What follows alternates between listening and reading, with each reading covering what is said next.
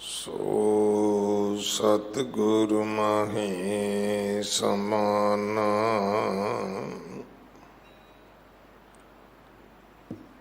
ਇਹ ਬਾਣੀ ਜੋ ਜੀਉ ਜਾਣੈ,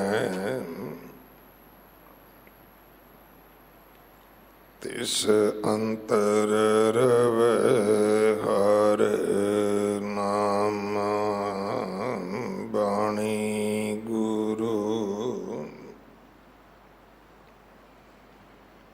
ਗੁਰੂ ਹੈ ਬਾਣੀ, ਵਿੱਚ ਬਾਣੀ ਅੰਮ੍ਰਿਤ ਸਾਰੇ।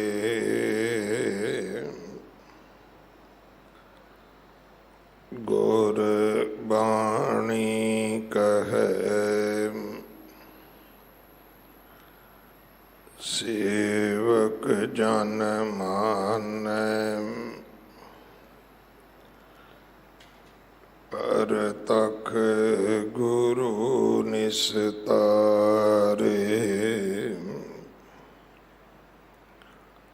ਬਾਣੀ ਬਿਰਲੋ ਵਿਚਾਰਸੀ,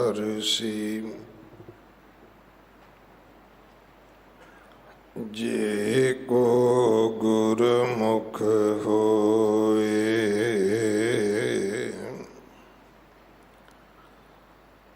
ਇਹ ਬਾਣੀ ਮਹਾਂਪੁਰਖ ਕੀ, ਨਿਜ ਘਰ ਵਾਸਾ ਹੋਏ।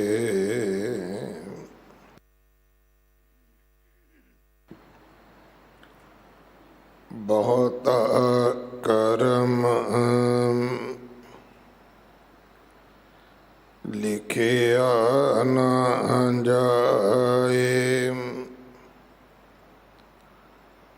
ਵੱਡਾ ਦਾਤਾ ਤਿਲ ਨਾ ਤਮਾਏ। ਬਹੁਤਾ ਕਰਮ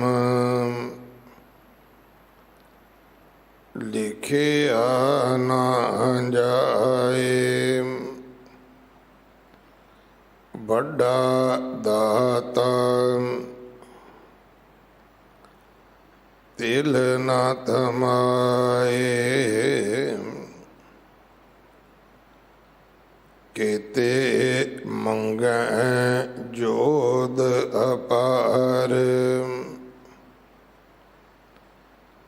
ਕਿਤੇ ਗਣਤ ਨਹੀਂ ਵਿਚਾਰ, ਕਿਤੇ ਖਪ ਟੁਟੈ ਵਿਕਾਰ, ਕੇਤੇ ਲੈ ਲੈ ਮੁਕਰ ਪਾਹੇ,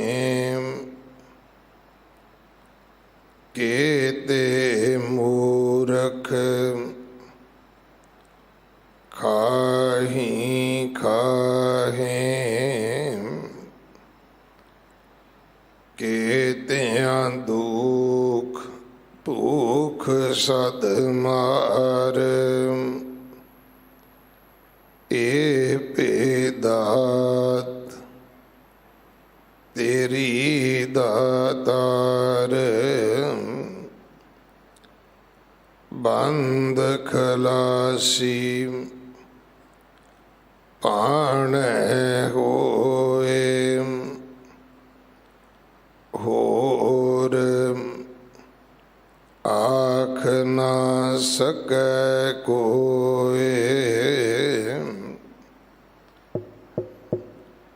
ਜੇ ਕੋ ਖਾ ਇਕ ਆਖ ਨ ਪਾਏ, ਉਹ ਜਾਣੈ ਜੇਤੀਆਂ ਮੋਹ ਖਾਏ। ਆਪੇ ਜਾਣੈ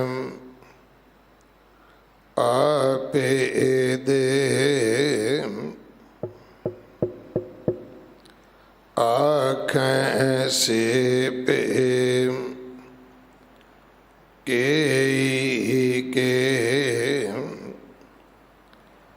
ਜਿਸਨੂੰ ਬਖਸ਼ੇ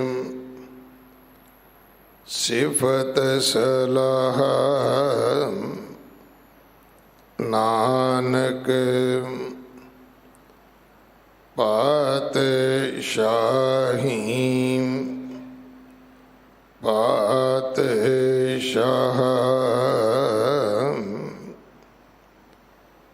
ਜਿਸਨੂੰ ਬਖਸ਼ੇ ਸਿਫਤ ਸਲਾਹ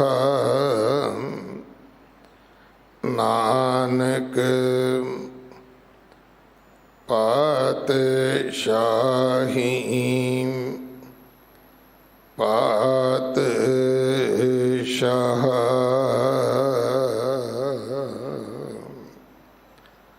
ਵਾਹਿਗੁਰੂ ਜੀ ਕਾ ਖਾਲਸਾ ਵਾਹਿਗੁਰੂ ਜੀ ਕੀ ਫਤਿਹ। ਜਪਜੀ ਸਾਹਿਬ ਜੀ ਦੀ ਇਹ 25ਵੀਂ ਪੌੜੀ, ਜਿਸ ਦਾ ਆਪ ਜੀ ਨੇ ਪਾਠ ਸਰਵਣ ਕੀਤਾ ਹੈ।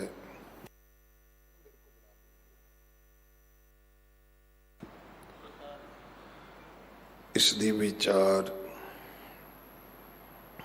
ਡਾਕਟਰ ਮਨਪ੍ਰੀਤ ਸਿੰਘ ਜੀ ਰਜੌਰੀ ਗਾਰਡਨ ਆਪ ਜੀ ਨੂੰ ਸਰਵਣ ਕਰਵਾਉਣਗੇ। ਪੰਜਵੇਂ ਪਾਤਸ਼ਾਹ ਗੁਰੂ ਅਰਜਨ ਦੇਵ ਮਹਾਰਾਜ ਜੀ ਦਾ ਸ਼ਹੀਦੀ ਗੁਰਪੁਰਬ 3 ਤਰੀਕ ਨੂੰ ਹੈ,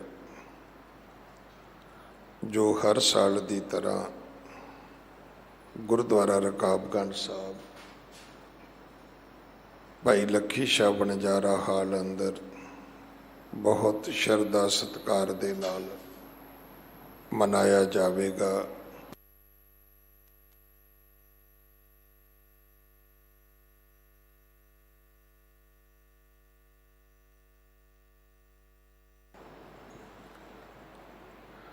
« 1984 ਦੇ ਵਿੱਚ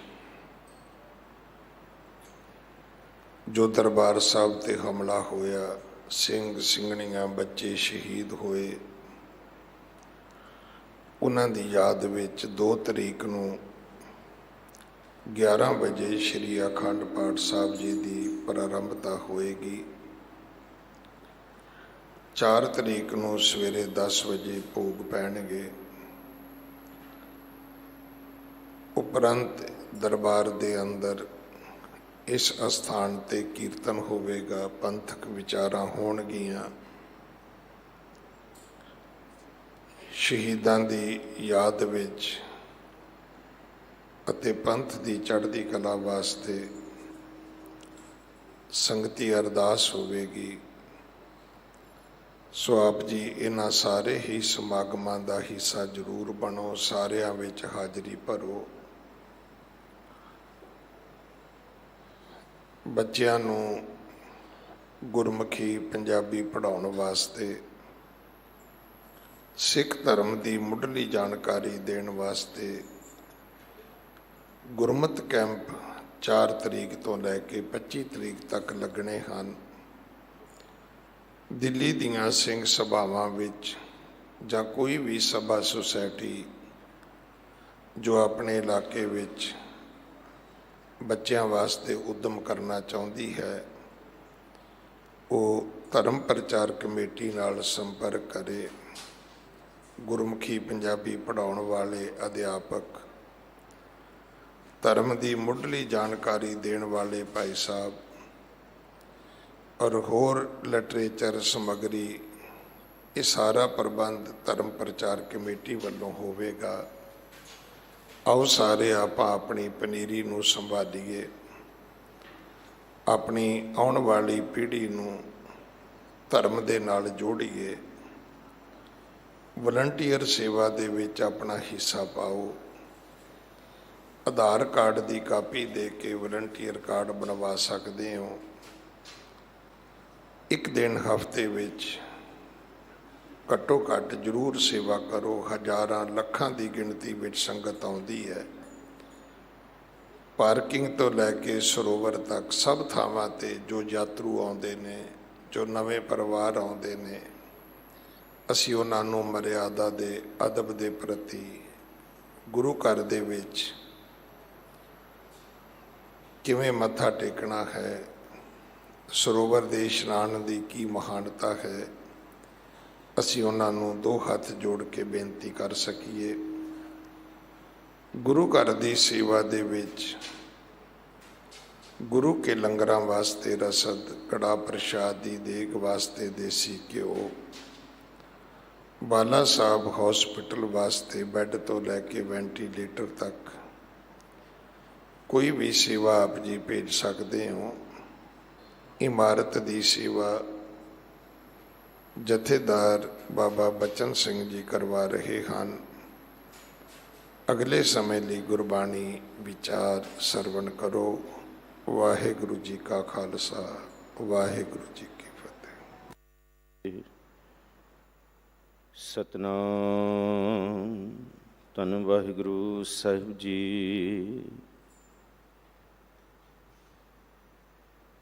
ਬਲਿਓ ਚਿਰਾਗ ਅੰਧਿਆਰ ਮਹਿ, ਸਭ ਕਾਲ ਉਧਰੀ ਇੱਕ ਨਾਮ ਧਰਮ।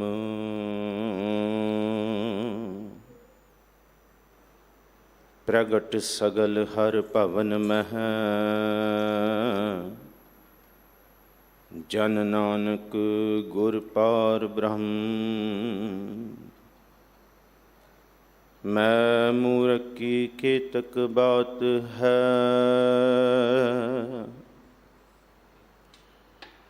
ਕੋਟ ਪਰਾਧੀ ਤਰਿਆ ਰੇ।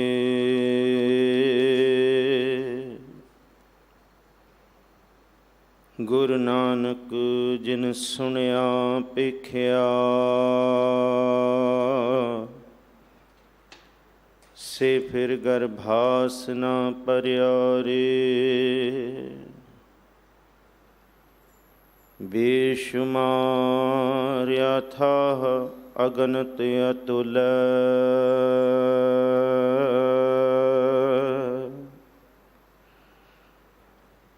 ਜਿਉ ਬੁਲਾਵੋ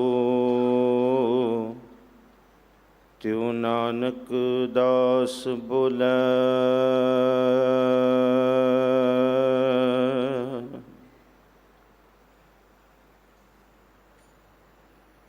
ਸਾਹਿਬ ਸਤਿਗੁਰੂ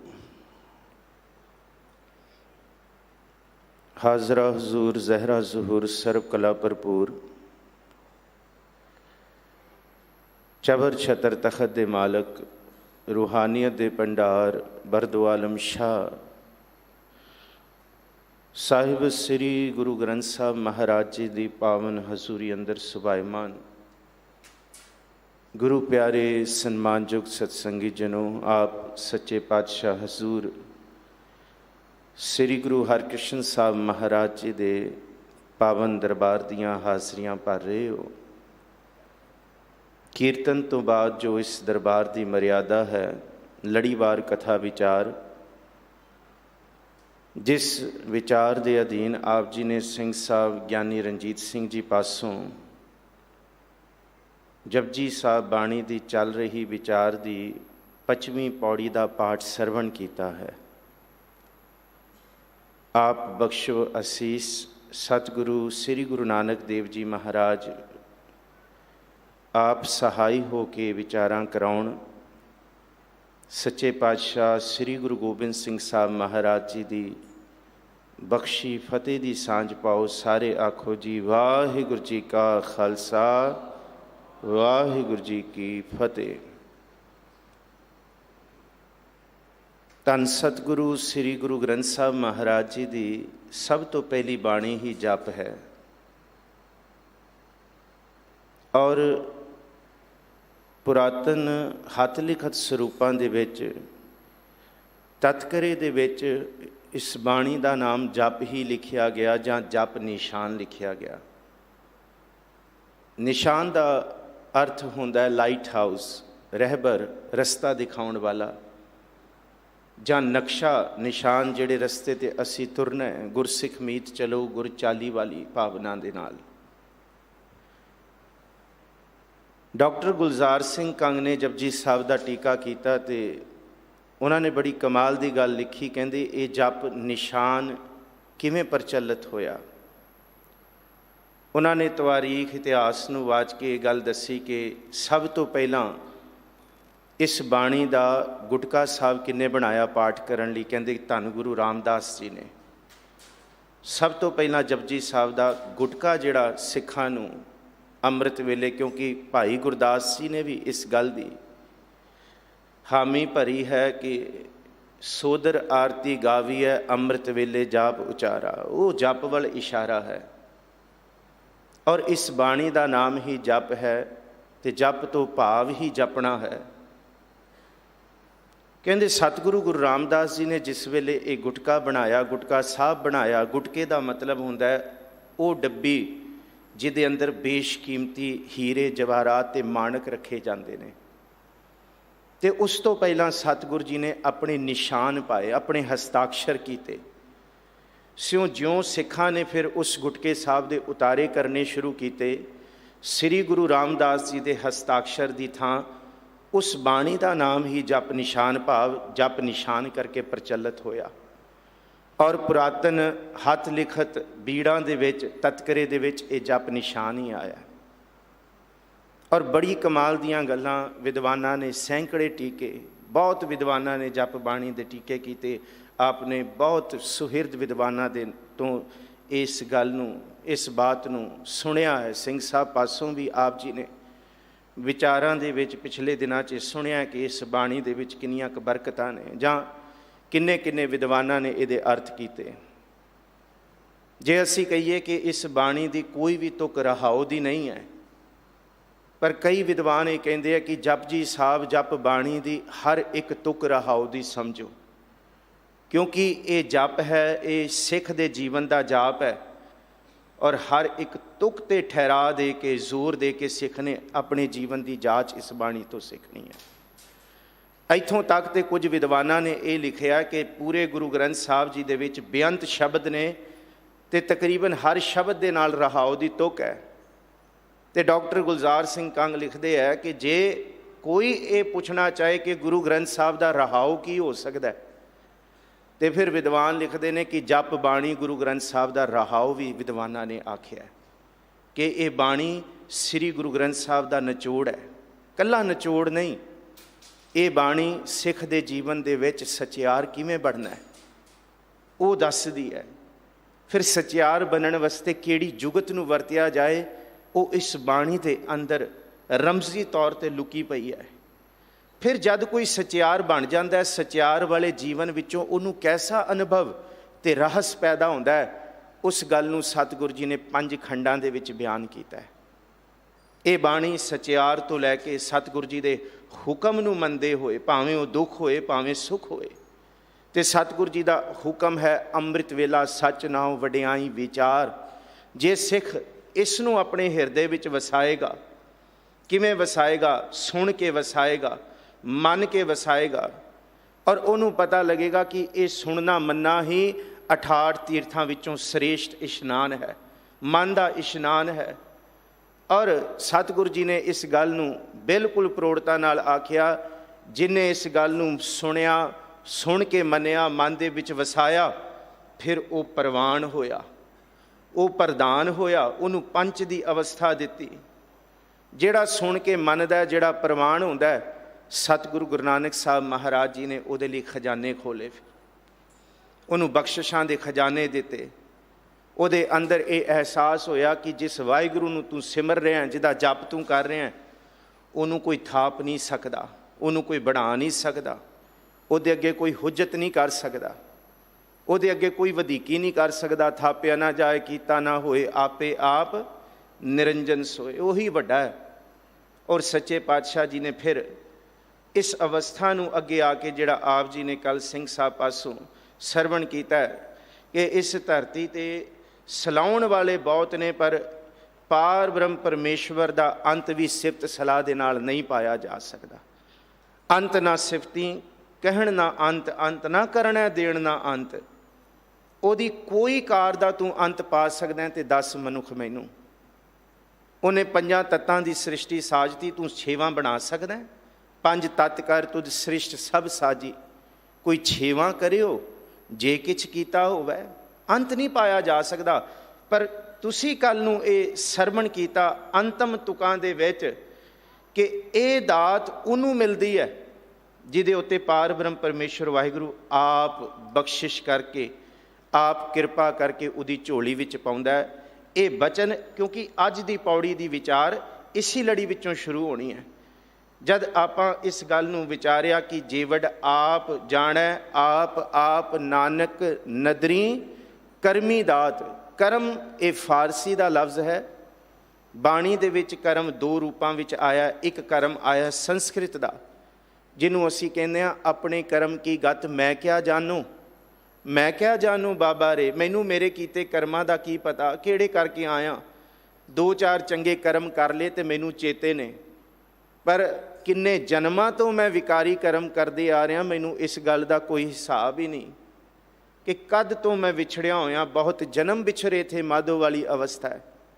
ਪਰ ਇੱਥੇ ਕਰਮ ਦਾ ਮਤਲਬ ਹੈ ਫਾਰਸੀ ਅਰਬੀ ਭਾਸ਼ਾ ਦਾ ਬਖਸ਼ੀਸ਼, ਤਰਸ, ਰਹਿਮ। ਜਿੱਥੇ ਸਤਿਗੁਰੂ ਜੀ ਨੇ ਪੌੜੀ ਛੱਡੀ ਉੱਥੋਂ ਹੀ ਅਗਲੀ ਪੌੜੀ ਸ਼ੁਰੂ ਹੋਈ। ਨਾਨਕ ਨਦਰੀ ਕਰਮੀ ਦਾਤ। ਜੇ ਕਰਮ, ਇਹ ਦਾਤ ਕਰਮ ਨਾਲ ਮਿਲਣੀ ਹੈ ਤੇ ਫਿਰ ਗੁਰੂ ਕਾ ਸਿੱਖ ਕਹੇ ਫਿਰ ਕਰਮ ਦੀ ਪ੍ਰਾਪਤੀ ਕਰਨ ਵਾਸਤੇ ਤੁਰੀਏ। ਜੇ ਇਹ ਮਿਲਣਾ ਹੀ ਉਸ ਵਾਹਿਗੁਰੂ ਦੀ ਬਖਸ਼ਿਸ਼ ਨਾਲ ਹੈ, ਕਿਰਪਾ ਨਾਲ, ਤਰਸ ਨਾਲ ਹੈ, ਆਓ ਫਿਰ ਯਤਨ ਕਰੀਏ ਉਹਦੀ ਕਿਰਪਾ ਕਿਵੇਂ ਲਈ ਜਾਏ, ਉਹਦੇ ਕਰਮ ਨੂੰ, ਉਹਦੀ ਬਖਸ਼ਿਸ਼ ਨੂੰ ਸਿਫਤ ਦੇ ਰੂਪ ਦੇ ਵਿੱਚ ਗਾਵੀ ਹੈ। ਕੋਈ ਪੜ੍ਹ ਲਏ, ਕੋਈ ਉਹਨੂੰ ਕਥਾ ਕਰਕੇ ਵਿਚਾਰ ਲਏ। ਫਿਰ ਗੁਰੂ ਨਾਨਕ ਸੱਚੇ ਪਾਤਸ਼ਾਹ ਮਹਾਰਾਜ ਜੀ ਬਖਸ਼ਿਸ਼ ਕਰਦੇ, ਬਹੁਤਾ ਕਰਮ ਲਿਖਿਆ ਨਾ ਜਾਏ। ਕਿ ਬੰਦਾ ਇਸ ਧਰਤੀ ਤੇ ਜਿੰਨਾ ਮਰਜ਼ੀ ਯਤਨ ਕਰ ਲੇ, ਉਸ ਪਾਰ ਬ੍ਰਹਮ ਪਰਮੇਸ਼ਵਰ ਦੀ ਬਖਸ਼ਿਸ਼ ਨੂੰ ਕੋਈ ਲੱਖ ਨਹੀਂ ਸਕਦਾ। ਲਿਖਿਆ ਨਾ ਜਾਏ ਦਾ ਮਤਲਬ ਦੋ ਅਰਥ ਕੀਤੇ ਨੇ। ਭਾਈ ਵੀਰ ਸਿੰਘ ਇਹਦੇ ਅਰਥ ਕਰਦੇ ਨੇ ਲਖਣਾ, ਬਿਆਨ ਕਰਨਾ, ਕਿ ਕੋਈ ਤੌਫੀਕ ਕਰ ਸਕੇ ਉਹਦੇ ਹੁਕਮ ਨੂੰ, ਕੋਈ ਹੋਰ ਉਹਦੇ ਹੁਕਮ ਨੂੰ ਵੰਡ ਕੇ ਦੱਸ ਸਕੇ। ਨਹੀਂ ਜੀ, ਇਹ ਇਸ ਦੇ ਹੁਕਮ ਦਾ ਇਹ ਵਾਲਾ ਹਿੱਸਾ, ਇਹ ਵਾਲਾ ਹਿੱਸਾ ਕੋਈ ਨਹੀਂ ਦੱਸ ਸਕਦਾ। ਹਰ ਕੀ ਗਤ ਨਾ ਕੋ ਜਾਣੈ, ਜੋਗੀ ਜਤੀ ਤਪੀ ਪਚ ਹਾਰੇ, ਅਰਬੋ ਲੋਕ ਸਿਆਣੇ।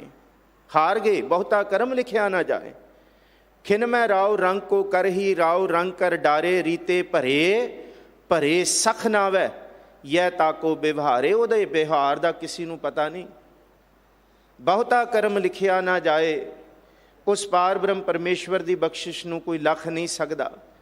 ਕੋਈ ਕਾਗਜ਼ ਲੈ ਕੇ, ਕਲਮ ਲੈ ਕੇ ਕੋਈ ਕਹੇ ਮੈਂ ਉਹਦੀ ਬਖਸ਼ਿਸ਼ ਨੂੰ ਲਿਖਦਾ, ਨਾਨਕ ਕਾਗਦ ਲੱਖ ਮਣਾ, ਪੜ੍ਹ ਪੜ੍ਹ ਕੀਚਾ ਭਾਓ, ਮੱਸੂ ਟੋਟ ਨਾ ਆਵੇ।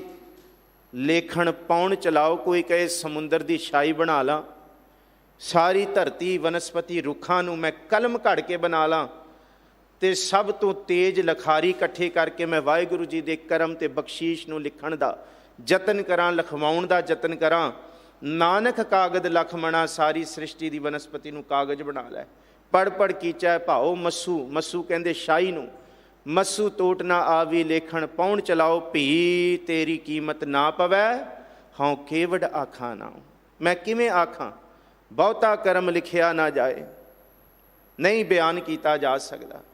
ਵੱਡਾ ਦਾਤਾ ਤਿਲ ਨਾ ਤਮਾਏ। ਇਸ ਦਾਤੇ ਦੀ ਸਭ ਤੋਂ ਵੱਡੀ ਖੂਬਸੂਰਤੀ ਇਹ ਹੈ, ਸਭ ਤੋਂ ਵੱਡੀ ਇੱਕ ਬਖਸ਼ਿਸ਼ ਇਹ ਹੈ ਕਿ ਇਸ ਧਰਤੀ ਤੇ ਸੈਂਕੜੇ ਦਾਤੇ ਆਪਣੇ ਆਪ ਨੂੰ ਕਹਾਉਣ ਵਾਲੇ ਪੈਦਾ ਹੋਏ, ਆਪਣੇ ਆਪ ਨੂੰ ਦਾਨੀ ਕਹਾਉਣ ਵਾਲੇ ਪੈਦਾ ਹੋਏ, ਪਰ ਉਹਨਾਂ ਦੇ ਦਾਨ ਦੇਣ ਦੇ ਪਿੱਛੇ ਕਿਤੇ ਨਾ ਕਿਤੇ ਲਾਲਚ ਛੁਪਿਆ ਹੋਇਆ ਸੀ।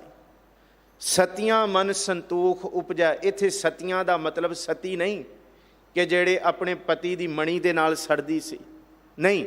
ਸਤੀਆਂ ਦਾ ਮਤਲਬ ਹੈ ਜਿਨ੍ਹਾਂ ਦੇ ਅੰਦਰ ਸੱਤ ਵਾਲਾ, ਸੱਚ ਵਾਲਾ ਖਿਆਲ ਪੈਦਾ ਹੋਇਆ, ਪਰ ਉਸ ਖਿਆਲ ਦੇ ਅੰਦਰ ਵੀ ਮੈਲ ਹੈ। ਕਿਹੜੀ ਮੈਲ?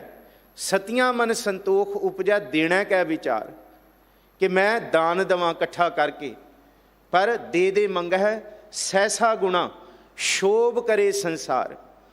ਕਿ ਮੈਂ ਇੱਕ ਕਿਸੇ ਨੂੰ ਦੇਵਾਂ ਤੇ ਇਹਦੇ ਇਵਜ਼ ਦੇ ਵਿੱਚ, ਇਹਦੇ ਬਦਲੇ ਵਿੱਚ ਮੈਨੂੰ 1000 ਗੁਣਾ ਮਿਲੇ।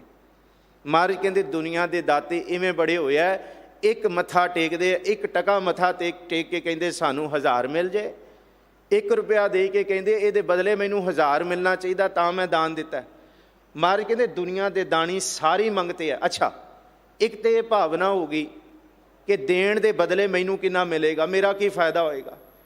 ਦੂਸਰਾ ਇਹ ਹੈ ਕਿ ਜੇ ਮੈਂ ਕਿਸੇ ਨੂੰ ਦਾਨ ਦੇ ਰਿਹਾ, ਘੱਟੋ ਘੱਟ ਅਗਲਾ ਮੇਰੀ ਮਸ਼ਹੂਰੀ ਜ਼ਰੂਰ ਕਰੇ, ਅਗਲਾ ਮੇਰਾ ਨਾਮ ਜ਼ਰੂਰ ਲਏ, ਜੀ ਫਲਾਣੇ ਬੰਦੇ ਨੇ ਦਿੱਤਾ ਸੀ। ਇਸ ਤਰ੍ਹਾਂ ਦੇ ਵੀ ਦਾਨੀ ਨੇ ਇਸ ਧਰਤੀ ਤੇ। ਤੇ ਤੀਸਰੇ ਕਿਸਮ ਦੇ ਦਾਨੀ ਉਹ ਨੇ ਜਿਹੜੇ ਕਹਿੰਦੇ ਆ ਮੈਂ ਤੈਨੂੰ ਦਿੱਤਾ ਹੋਇਆ ਕਦੀ ਤੇਰੇ ਤੋਂ ਵਾਪਸ ਨਹੀਂ ਮੰਗਾਂਗਾ, ਪਰ ਇੱਕ ਗੱਲ ਯਾਦ ਰੱਖੀ ਕਿ ਮੈਂ ਤੈਨੂੰ ਦਿੱਤਾ ਤੇ ਤੂੰ ਮੇਰਾ ਸ਼ੁਕਰਾਨਾ ਜ਼ਰੂਰ ਕਰੀਂ, ਤੂੰ ਮੇਰਾ ਧੰਨਵਾਦ ਜ਼ਰੂਰ ਕਰੀਂ, ਤੂੰ ਆਪਣੇ ਖਿਆਲਾਂ ਦੇ ਵਿੱਚ ਮੈਨੂੰ ਯਾਦ ਜ਼ਰੂਰ ਰੱਖੀ ਕਿ ਦਿੱਤਾ ਮੈਂ। ਇਸ ਧਰਤੀ ਤੇ 3 ਤਰ੍ਹਾਂ ਦੇ ਦਾਨੀ ਨੇ। ਪਹਿਲਾ ਜਿਹੜਾ ਦਾਨ ਦੇ ਕੇ, ਇੱਕ ਦੇ ਕੇ 1000 ਗੁਣਾ ਵਾਪਸ ਮੰਗਣ ਦੀ ਲਾਲਸਾ ਰੱਖਦੇ ਨੇ, ਜਿਹੜੇ ਦਾਨ ਦੇ ਕੇ ਮਨ ਦੇ ਅੰਦਰ ਇਹ ਖਿਆਲ ਰੱਖਦੇ ਨੇ ਮੇਰੀ ਮਸ਼ਹੂਰੀ ਹੋਏ, ਮੇਰਾ ਨਾਮ ਹੋਏ। ਤੇ ਤੀਸਰੇ ਤਰ੍ਹਾਂ ਦੇ ਦਾਨੀ ਉਹ ਨੇ ਜਿਹੜੇ ਕਹਿੰਦੇ ਆ ਕਿ ਮੈਂ ਦਾਨ ਦਿੱਤਾ, ਘੱਟੋ ਘੱਟ ਮੈਨੂੰ ਥੈਂਕ ਯੂ ਤੇ ਬੋਲ ਦੇ, ਮੈਨੂੰ ਸ਼ੁਕਰਾਨਾ, ਮੇਰਾ ਸ਼ੁਕਰ ਤੇ ਕਰ ਦੇ, ਧੰਨਵਾਦ ਤੇ ਕਰ ਦੇ, ਇੱਕ ਅੱਖਰ ਹੀ ਲਿਖ ਦੇ ਮੇਰੇ ਬਾਬਤ ਬੋਲ ਦੇ ਤੂੰ। ਪਰ ਉਸ ਦਾਤੇ ਦੀ ਖੂਬਸੂਰਤੀ ਦੇਖੋ, ਉਹ ਦਾਤ ਦੇ ਕੇ ਵੀ ਜਿਹਦੇ ਅੰਦਰ ਤਿਲ ਦੇ ਦਾਣੇ ਜਿੰਨਾ ਵੀ ਤਮਾ ਨਹੀਂ ਹੈ, ਲਾਲਚ ਨਹੀਂ ਹੈ। ਕਿਹੋ ਜਿਹਾ ਲਾਲਚ? ਨਾ ਦਾਨ ਦੇ ਕੇ ਵਾਪਸ ਮੰਗਣ ਦਾ ਕਿ ਮੈਂ ਤੈਨੂੰ ਦਿੱਤਾ ਸੀ ਤੇ ਮੈਨੂੰ ਵਾਪਸ ਦੇ, ਇਹ ਵਾਹਿਗੁਰੂ ਵਿੱਚ ਤਮਾ ਨਹੀਂ ਹੈ। ਦੂਸਰਾ, ਉਸ ਦਾਨ ਵਿੱਚੋਂ ਉਹਦੀ ਮਸ਼ਹੂਰੀ ਕਰਨ ਦਾ ਕਿ ਉਸ ਵਾਹਿਗੁਰੂ ਨੇ ਦਾਨ ਦਿੱਤਾ ਤੇ ਤੂੰ ਮੇਰੀ ਸਾਰੀ ਜਗ੍ਹਾ ਜਾ ਕੇ ਸ਼ੁਕਰਾਨਾ, ਉਹ ਵੀ ਉਹਦੇ ਅੰਦਰ ਤਮਾ ਨਹੀਂ ਹੈ। ਤੇ ਨਾ ਤੀਸਰੇ ਕਿਸਮ ਦਾ ਤਮਾ ਉਹਦੇ ਵਿੱਚ ਹੈ ਕਿ ਤੂੰ ਦੇ ਵਾਹਿਗੁਰੂ, ਪਰ ਮੈਂ ਲੈ ਕੇ ਜੇ ਤੇਰਾ ਸ਼ੁਕਰਾਨਾ ਨਾ ਕਰਾਂ ਫਿਰ ਤੂੰ ਅੱਗੇ ਦੇਣਾ ਰੋਕ ਦੇਂਗਾ, ਫਿਰ ਤੂੰ ਅੱਗੇ ਨਹੀਂ ਦੇਂਗਾ। ਦੁਨਿਆਵੀ ਦਾਤੇ ਜਿਹੜੇ ਮਨੁੱਖੀ ਦਾਤੇ ਨੇ ਉਹ ਇਸ ਤਰ੍ਹਾਂ ਕਰਨਗੇ ਕਿ ਜੇ ਬੰਦਾ ਕਿਸੇ ਬੰਦੇ ਨੂੰ ਦੇਵੇ ਤੇ ਅਗਲਾ ਬੰਦਾ ਕਹੇ ਤੂੰ ਮੇਰਾ ਸ਼ੁਕਰਾਨਾ ਨਹੀਂ ਕੀਤਾ ਸੀ, ਹੁਣ ਤੂੰ ਦੁਬਾਰਾ ਮੰਗਣ ਆ ਗਿਆ, ਤੂੰ ਅਕਿਰਤ ਘਣਤਾ ਦੇ ਵਿੱਚ ਮੇਰਾ ਸ਼ੁਕਰਾਨਾ, ਮੇਰਾ ਧੰਨਵਾਦ ਨਹੀਂ ਕੀਤਾ, ਹੁਣ ਮੈਂ ਤੈਨੂੰ ਨਹੀਂ ਦੇਣਾ। ਪਰ ਸਤਿਗੁਰੂ ਸੱਚੇ ਪਾਤਸ਼ਾਹ ਮਹਾਰਾਜ ਐਸਾ ਦਾਤਾ ਹੈ, ਇੱਕ ਵਾਰ ਨਹੀਂ ਕਰੋੜਾਂ ਵਾਰੀ ਮੰਗੋ ਤੇ ਕਰੋੜਾਂ ਵਾਰੀ ਮੰਗ ਕੇ ਕਰੋੜਾਂ ਵਾਰੀ ਧੰਨਵਾਦ ਸ਼ੁਕਰਾਨਾ ਨਾ ਵੀ ਕਰੋ ਤਾਂ ਵੀ ਉਹ ਦਾਤਾ ਸਭ ਨੂੰ ਦੇਣ ਵਾਲਾ ਹੈ। ਉਹਦੇ ਅੰਦਰ ਬਿਲਕੁਲ ਤਮਾ ਨਹੀਂ ਕਿ ਘੱਟੋ ਘੱਟ ਮੇਰਾ ਸ਼ੁਕਰਾਨਾ ਵੀ ਕਰੋ, ਨਹੀਂ ਹੈ। ਐਸਾ ਦਾਤਾ ਇਸ ਧਰਤੀ ਤੇ ਦੂਸਰਾ ਕੋਈ ਨਹੀਂ। ਇਸ ਕਰਕੇ ਉਸ ਪਾਰ ਬ੍ਰਹਮ ਪਰਮੇਸ਼ਵਰ ਦੀ ਬਖਸ਼ਿਸ਼ ਦਾ ਕਰਮ, ਉਸ ਬਖਸ਼ਿਸ਼ ਦੇ ਲਫ਼ਜ਼ ਨੂੰ, ਉਸ ਬਖਸ਼ਿਸ਼ ਦੀ ਕਰਾਮਾਤ ਨੂੰ, ਉਸ ਬਖਸ਼ਿਸ਼ ਦੇ ਪਸਾਰੇ ਨੂੰ ਕੋਈ ਨਹੀਂ ਦੱਸ ਸਕਦਾ। ਕਿਵੇਂ ਦੱਸੀਏ?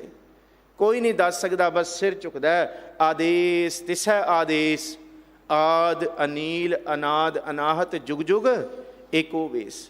ਬਸ ਨਮੋ ਨਮੋ ਨਿਕਲਦੀ ਹੈ, ਨਮਸਕਾਰ ਹੀ, ਧੰਨ ਧੰਨ ਹੀ ਨਿਕਲਦਾ ਹੈ। ਵੱਡਾ ਦਾਤਾ ਤਿਲ ਨਾ ਤਮਾਏ, ਉਹਦੇ ਹਿਰਦੇ ਵਿੱਚ ਤਿਲ ਜਿੰਨਾ ਤਮਾ ਨਹੀਂ ਹੈ। ਕੇਤੇ ਮੰਗਹਿ ਜੋਧ ਅਪਾਰ, ਕੇਤਿਆਂ ਗਣਤ ਨਹੀਂ ਵਿਚਾਰ।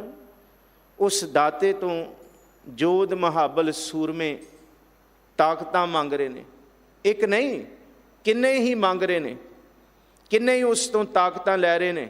ਕੇਤੇ ਮੰਗਹਿ ਜੋਧ ਅਪਾਰ, ਜੋਧ ਮਹਾਬਲ ਸੂਰਮੇ। ਗਾਵੈ ਕੋ ਤਾਣ ਹੋਵੈ ਕਿਸੈ ਤਾਣ, ਗਾਵੈ ਕੋ ਦਾਤ ਜਾਣੈ ਨੀਸ਼ਾਨ, ਗਾਵੈ ਕੋ ਗੁਣ ਵਡਿਆਈਆਂ ਚਾਰ, ਗਾਵੈ ਕੋ ਵਿਦਿਆ ਵਿਖਮ ਵਿੱਚ। ਕਿੰਨਾ ਕੁਛ ਬਿਆਨ ਕਰੀਏ ਵਾਹਿਗੁਰੂ ਜੀ। ਤੁਹਾਨੂੰ ਕੌਣ ਕੌਣ ਨਹੀਂ, ਕਿਹੜਾ ਕਿਹੜਾ ਨਹੀਂ ਤੁਹਾਡੇ ਤੋਂ ਮੰਗਦਾ। ਕੇਤੇ ਮੰਗੈ ਜੋਧ ਅਪਾਰ, ਕੇਤਿਆਂ ਗਣਤ ਨਹੀਂ ਵਿਚਾਰ। ਤੇ ਗੁਰੂ ਗੋਬਿੰਦ ਸਿੰਘ ਸਾਹਿਬ ਮਹਾਰਾਜ ਕਹਿੰਦੇ ਉਹ ਤੇ ਐਸਾ ਦਾਤਾ ਹੈ, ਜੇ ਗਿਣਨ ਬੈਠੋ ਤੇ ਉਹ ਕਿਹਨੂੰ ਕਿਹਨੂੰ ਦੇ ਰਿਹਾ। ਦੀਨਨ ਕੀ ਪ੍ਰਤਪਾਲ ਕਰੈ ਨਿਤ ਸੰਤ ਉਬਾਰ, ਗਨੀਮਨ ਗਾਰੈ ਪਛ ਪਸ਼ੂ ਨਗ ਨਾਗ ਨਰਾਦਪ, ਸਰਬ ਸਮੈ ਸਭ ਕੋ ਪ੍ਰਤਪਾਲੈ।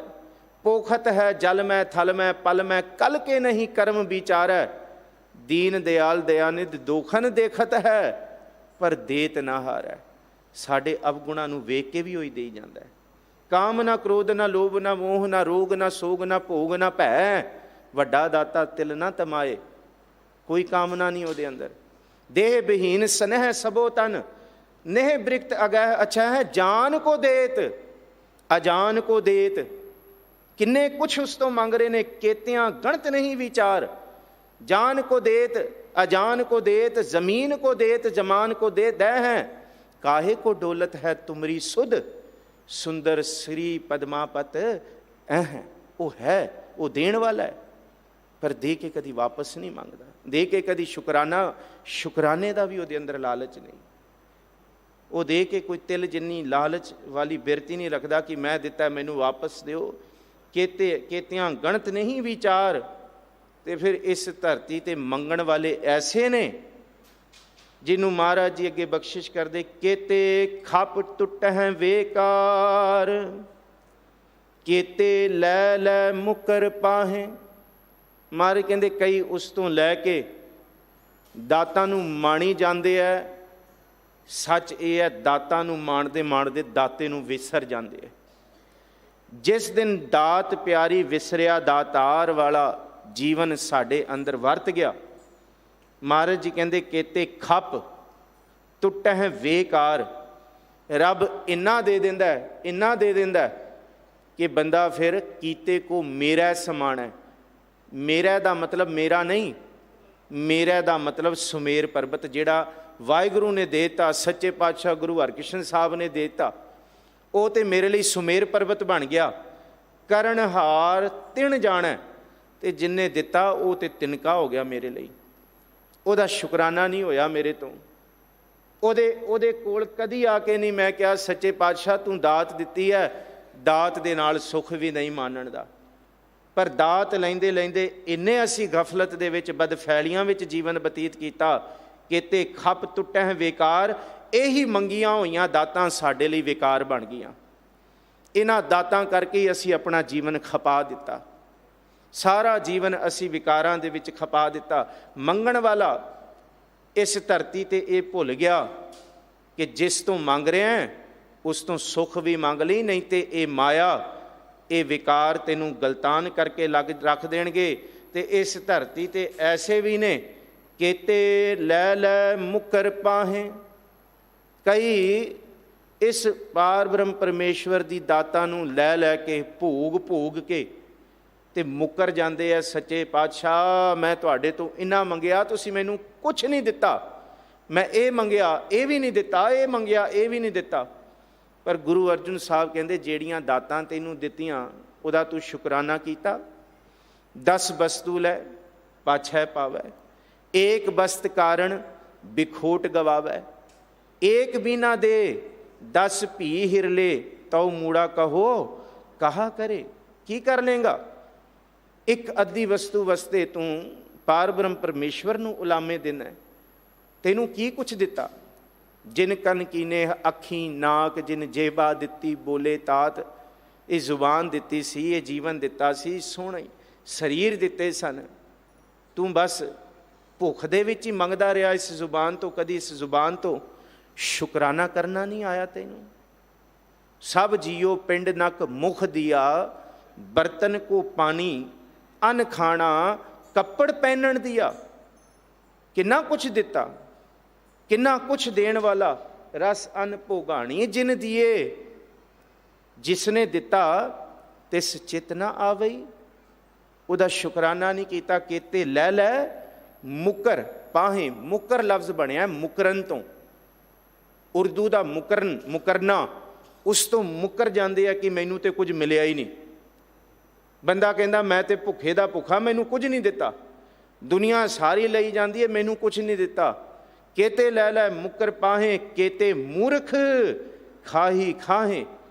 ते इथे मूँह रख मंग मंग के, मूर्ख मतलब मूँह दे नाल मूँह रख के मंगण वाले मंग मंग के खाई जाते ने, पर कदी शुकराना नहीं करते।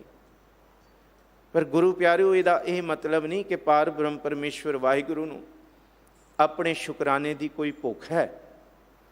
ये वचन याद रखियो, वड्डा दाता तिल ना तमाए। क्योंकि ये बाणी पहली पौड़ी विच ही प्रश्न खड़ा करती है कि किव सचियारा होई है, किव कूड़ा टुटै पाल।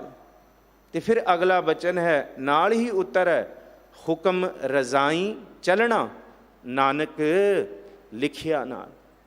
ਹੁਕਮ ਤੇ ਰਜ਼ਾ ਦੇ ਵਿੱਚ ਬਿਲਕੁਲ ਸੂਖਸ਼ਮ ਜਿਹਾ ਅਰਥ ਹੈ, ਫਰਕ ਹੈ ਅਰਥਾਂ ਦੇ ਵਿੱਚ। ਹੁਕਮ ਦਾ ਮਤਲਬ ਹੈ ਜੋ ਵਰਤ ਰਿਹਾ, ਜੋ ਵਰਤਣਾ ਹੈ। ਤੇ ਰਜ਼ਾ ਦਾ ਕੀ ਮਤਲਬ ਹੈ? ਰਜ਼ਾਈ ਦਾ ਮਤਲਬ ਹੈ ਤੇਰੇ ਵਰਤਦੇ ਹੋਏ ਹੁਕਮ ਨੂੰ ਮੈਂ ਸਿਰ ਮੱਥੇ ਮੰਨ ਲਾਂ ਤੇ ਮੰਨ ਕੇ ਮੈਂ ਤੇਰੇ ਜੀਵਨ ਦੀ ਬਣਾਈ ਹੋਈ ਕਾਰ ਵਿੱਚ ਤੇਰੇ ਹੁਕਮ 'ਚ ਤੁਰਾਂ ਤੇ ਤਾਂ ਮੈਂ ਤੇਰੇ ਦਰ ਤੇ ਸਚਿਆਰਾ ਹੋਵਾਂਗਾ। ਪਰ ਇਸ ਹੁਕਮ ਨੂੰ ਕੋਈ ਬਿਆਨ ਨਹੀਂ ਕਰ ਸਕਦਾ।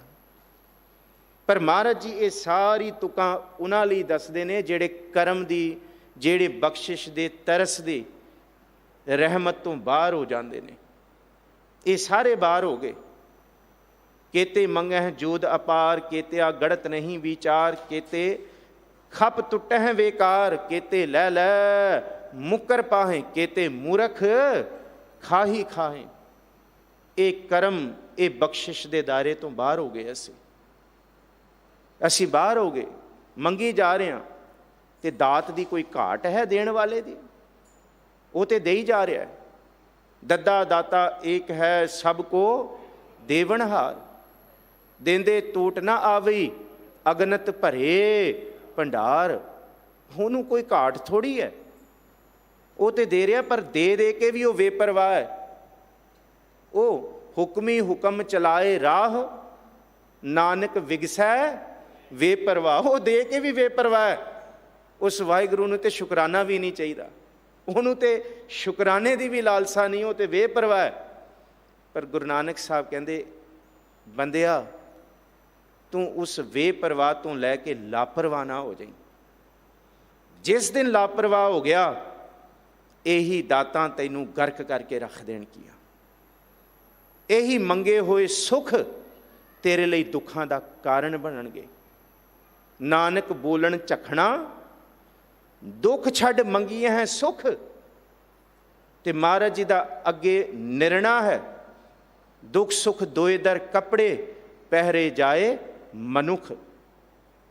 ਹੁਣ ਸੱਚੇ ਪਾਤਸ਼ਾਹ ਮਹਾਰਾਜ ਕਹਿੰਦੇ केते मूर्ख खाही खाहें, ते खाई जा रहा है।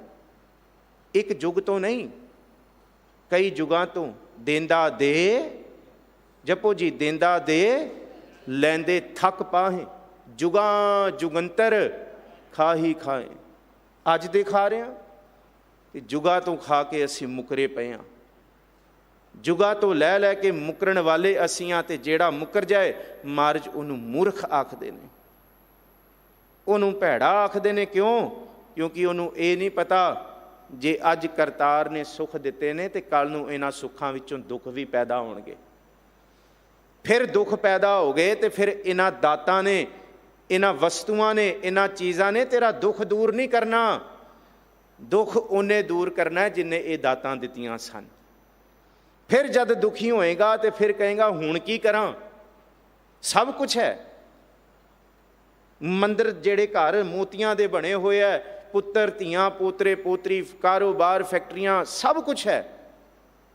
ਫਿਰ ਭਲਿਆ ਕੀ ਚਾਹੀਦਾ ਜੀ? ਸੁੱਖ ਨਹੀਂ ਹੈ, ਸ਼ਾਂਤੀ ਨਹੀਂ ਹੈ, ਸਬਰ ਨਹੀਂ ਹੈ, ਠਹਿਰਾਓ ਨਹੀਂ ਹੈ, ਐਨ ਰਹੱਸ ਵਾਲੀ ਨੀਂਦ ਨਹੀਂ ਹੈ, ਬੇਚੈਨੀ ਹੈ। ਕਾਰਨ ਕੀ ਹੈ? ਇਹਦਾ ਕਾਰਨ ਇੱਕੋ ਤੁਕ ਹੈ, ਕੇਤੇ ਮੂਰਖ ਖਾਹੀ ਖਾਹੇ। ਉਹਦਾ ਸ਼ੁਕਰਾਨਾ ਨਹੀਂ ਕੀਤਾ। ਅੱਛਾ, ਜਪ ਬਾਣੀ ਦੀ ਮਹੱਤਤਾ ਬਾਰੇ ਜੇ ਤੁਸੀਂ ਪੜ੍ਹੋ, ਗੁਰੂ ਰਾਮਦਾਸ ਜੀ ਤੇ ਗੁਟਕਾ ਸਾਹਿਬ ਬਣਾ ਰਹੇ ਨੇ। ਇਹਦਾ ਮਤਲਬ ਗੁਰੂ ਰਾਮਦਾਸ ਕਿੰਨਾ ਕੁ ਸਿੱਖਾਂ ਨੂੰ ਜਪ ਬਾਣੀ ਨਾਲ ਜੋੜਦੇ ਨੇ। ਜੇ ਤਵਾਰੀਖ ਦੇ ਵਿੱਚ ਪੜ੍ਹੋ, ਮਿਹਰਬਾਨ ਵਾਲੀ ਜਨਮ ਸਾਖੀ ਇੱਥੋਂ ਤੱਕ ਲਿਖਦਾ ਹਰਜੀ ਦੀ ਪੋਥੀ ਵਿੱਚ, ਜਨਮ ਸਾਖੀ 'ਚ ਕਹਿੰਦੇ ਪੁਰਖਾ ਬਿਨ ਜਪ ਜਾਪ ਨਾ ਆਸਣ ਮਿਲਸਣ, ਇਹ ਲਫ਼ਜ਼ ਲਿਖੇ ਨੇ।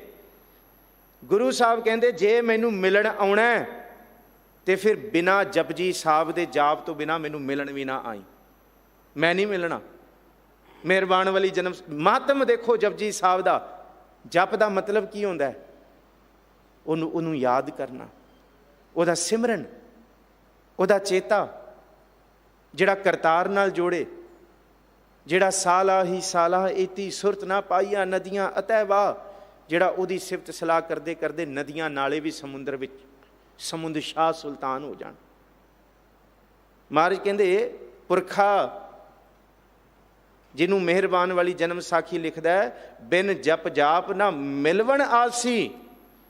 ਤੇ ਫਿਰ ਅਗਲਾ ਜਿਹੜਾ ਬਚਨ ਲਿਖਿਆ ਹੋਇਆ ਉਸੀ ਥਾਂ ਤੇ ਕਿ ਪੁਰਖ ਅਕਾਲ ਕੀ ਦਰਗਾਹ ਮਹਿ, ਪੁਰਖ ਅਕਾਲ ਕੀ ਦਰਗਾਹ ਮੈਂ ਸੋਈ ਮਿਲਸੀ ਜੋ ਜਪ ਜਾਪ ਧਿਆਵਸੀ।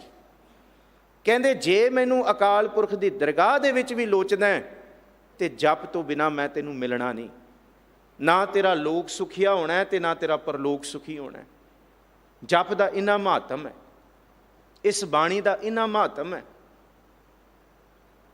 ਤੇ ਪੁਰਾਤਨ ਵਿਦਵਾਨ ਇਹ ਲਿਖਦੇ ਨੇ, ਜਦ ਭਾਈ ਲਹਿਣਾ ਜੀ ਦੀ ਝੋਲੀ ਵਿੱਚ ਸਤਿਗੁਰ ਜੀ ਨੇ ਸਾਰਾ ਸਰਮਾਇਆ ਪਾਇਆ ਸੀ ਨਾ, ਉਸ ਵੇਲੇ ਜਦ ਅਸੀਂ ਕਹਿੰਦੇ ਆ ਨਾ ਕਿ ਦਹੀਂ ਨੂੰ ਰਿੜਕ ਕੇ ਫਿਰ ਸਾਰਾ ਪ੍ਰੋਸੈਸ ਕਰਕੇ ਅੱਗੋਂ ਮੱਖਣ ਨਿਕਲਦਾ, ਤੇ ਗੁਰੂ ਨਾਨਕ ਸਾਹਿਬ ਨੇ ਸਾਰੀ ਪਾਰ ਬ੍ਰਹਮ ਪਰਮੇਸ਼ਵਰ ਦੀ ਕਮਾਈ ਵਿੱਚੋਂ ਜਿਹੜਾ ਮੱਖਣ ਕੱਢਿਆ ਸੀ ਉਹ 38 ਪੌੜੀਆਂ ਕੱਢ ਕੇ ਭਾਈ ਲਹਿਣੇ ਦੀ ਝੋਲੀ ਵਿੱਚ ਪਾਈਆਂ ਸਨ ਕਿ ਇਸ ਤੋਂ ਬਿਨਾਂ ਗਤਮਿਤ ਨਹੀਂ ਹੈ, ਇਸ ਤੋਂ ਬਿਨਾਂ ਜੀਵਨ ਦਾ ਸਾਰ ਨਹੀਂ ਹੈ। ਤੇ ਅਸੀਂ, ਮੇਰੇ ਵਰਗੇ ਵੀ ਕਈ, ਸਤਿਗੁਰ ਜੀ ਦੇ ਜਪ ਤੋਂ ਬਿਨਾਂ ਹੀ ਅਸੀਂ ਤੁਰੇ ਫਿਰਦੇ ਹਾਂ। ਮੈਨੂੰ ਖਿਮਾ ਬਖਸ਼ਿਓ।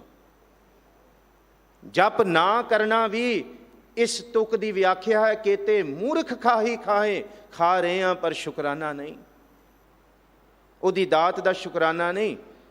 ਤੇ ਫਿਰ ਜਦ ਖਾ ਖਾ ਕੇ ਬੰਦਾ ਭਿੱਟ ਜਾਂਦਾ ਹੈ ਨਾ, ਬੰਦਾ ਗਫਲਤ ਦੇ ਵਿੱਚ ਸਮਝਦਾ ਮੈਂ ਹੀ ਮੈਂ ਹਾਂ, ਹੋਰ ਕੌਣ ਹੁੰਦਾ, ਬਾਕੀ ਸਾਰੇ ਤਿਲ ਫੁੱਲ। ਅਹੰਕਾਰ ਆ ਗਿਆ, ਪਾਪ ਆ ਗਿਆ ਮਨ ਦੇ ਵਿੱਚ, ਸਭ ਕੁਛ ਹੈ ਮੇਰੇ ਕੋਲ, ਮੈਂ ਜੋ ਮਰਜ਼ੀ ਕਰ ਸਕਦਾ।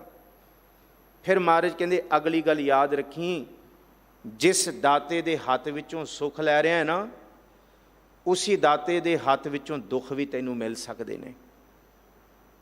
ਇਹ ਨਾ ਸੋਚੀ ਕਿ ਦੁੱਖ ਦੇਣ ਵਾਲਾ ਹੱਥ ਕੋਈ ਹੋਰ ਹੈ ਤੇ ਸੁੱਖ ਦੇਣ ਵਾਲਾ ਹੱਥ ਕੋਈ ਹੋਰ ਹੈ, ਇਹਦਾ ਮਤਲਬ ਰੱਬ ਦੋ ਹੋ ਗਏ। ਨਹੀਂ, ਸੁੱਖ ਤੇ ਦੁੱਖ ਦੇਣ ਵਾਲਾ ਹੱਥ ਇੱਕੋ ਹੀ ਹੈ। ਆ ਹੁਣੇ ਤੁਸੀਂ ਦੂਸਰੀ ਪੌੜੀ ਵਿੱਚ ਵਿਚਾਰ ਸਰਵਣ ਕੀਤੀ ਸੀ ਥੋੜੇ ਦਿਨਾਂ ਪਹਿਲਾਂ ਕਿ ਇਸ ਧਰਤੀ ਤੇ ਹੁਕਮੀ ਹੋਵਨ ਆਕਾਰ ਹੁਕਮ ਨਾ ਕਹਿਆ ਜਾਈ, ਹੁਕਮੀ ਹੋਵਨ ਜੀ ਹੁਕਮ ਮਿਲੈ ਵਡਿਆਈ, ਹੁਕਮੀ ਉੱਤਮ ਨੀਚ ਹੁਕਮ ਲਿਖ, ਦੁੱਖ ਸੁਖ ਪਾਈਐ। ਮੁਕਰ ਗਏ ਹਾਂ ਅਸੀਂ, ਤੇ ਮੁਕਰ ਕੇ ਸਾਡਾ ਹਾਲ ਕੀ ਹੋਣਾ ਹੈ? ਕੇਤਿਆਂ ਦੁੱਖ ਭੂਖ ਸਦਮਾਰ। ਕਹਿੰਦੇ ਹੁਣ ਤਿਆਰੀ ਰੱਖੀਏ ਦੁੱਖਾਂ ਦੀ, ਭੁੱਖਾਂ ਦੀ ਤੇ ਮਾਰ ਦੀ। ਤੇ ਇਹ ਲੈ ਕੇ ਉਹਨੂੰ ਉਲਾਮਾ ਦਿੱਤਾ ਜਾ ਸਕਦਾ ਹੈ। ਗੁਰੂ ਨਾਨਕ ਸਾਹਿਬ ਕਹਿੰਦੇ ਉਲਾਮਾ ਨਹੀਂ, ਏ ਪੇਦਾਤ ਤੇਰੀ ਦਾਤਾਰ, ਇਹ ਵੀ ਤੇਰੀ ਦਾਤ। ਹੱਦ ਹੋ ਗਈ, ਨਾ ਕੋਈ ਇਹਦੇ ਵਿੱਚ ਰਹਿਮਤ ਹੈ, ਨਾ ਬਖਸ਼ਿਸ਼ ਹੈ, ਨਾ ਗਲਵਕੜੀ ਹੈ, ਨਾ ਸਿਰ ਦੇ ਉੱਤੇ ਹੱਥ ਹੈ, ਨਾ ਇਹਦੇ ਵਿੱਚ ਦਾਤਾਂ ਨੇ। ਜਾਂ ਇਹਦੇ ਵਿੱਚ ਦੁੱਖ ਹੈ, ਜਾਂ ਭੁੱਖ ਹੈ, ਤੇ ਜਾਂ ਰੱਬ ਦੀ ਮਾਰ ਹੈ। ਇਹ ਤਿੰਨੋਂ ਤਰਾਸਦੀਆਂ ਜੀਵਨ ਦੀਆਂ ਸੰਸਾਰ ਦੇ ਵਿੱਚ ਇਹ ਦੁੱਖ ਦੇ ਜਾਪਦੇ ਨੇ, ਪਰ ਇਹ ਦਾਤ ਕਿਵੇਂ ਹੋ ਗਈ ਇਹ ਤੇ ਦੱਸੋ। ਅੱਛਾ, ਅੱਧੀ ਤੁਕ ਨੂੰ ਅਸੀਂ ਗੱਡੀ ਕਾਰਾਂ ਤੇ ਘਰਾਂ ਤੇ ਲਾ ਲੈਂਦੇ ਹਾਂ, ਇਹ ਪੇ ਦਾਤ ਤੇਰੀ ਦਾਤਾਰ, ਪਰ ਅੱਗੇ ਨਹੀਂ ਪੜ੍ਹਦੇ ਅਸੀਂ। ਕੇਤਿਆਂ ਦੁੱਖ ਭੂਖ ਸਦਮਾਰ, ਇਹਦੇ ਵਿੱਚ ਖੁਸ਼ੀ ਦੀ ਕੋਈ ਗੱਲ ਨਹੀਂ ਕੀਤੀ ਗੁਰੂ ਸਾਹਿਬ ਨੇ। ਤੇ ਫਿਰ ਸੱਚੇ ਪਾਤਸ਼ਾਹ ਇਹ ਦਾਤ ਕਿਵੇਂ ਹੋ ਗਈ? ਦੁੱਖ ਦਾਤ ਕਿਵੇਂ ਹੋ ਗਈ?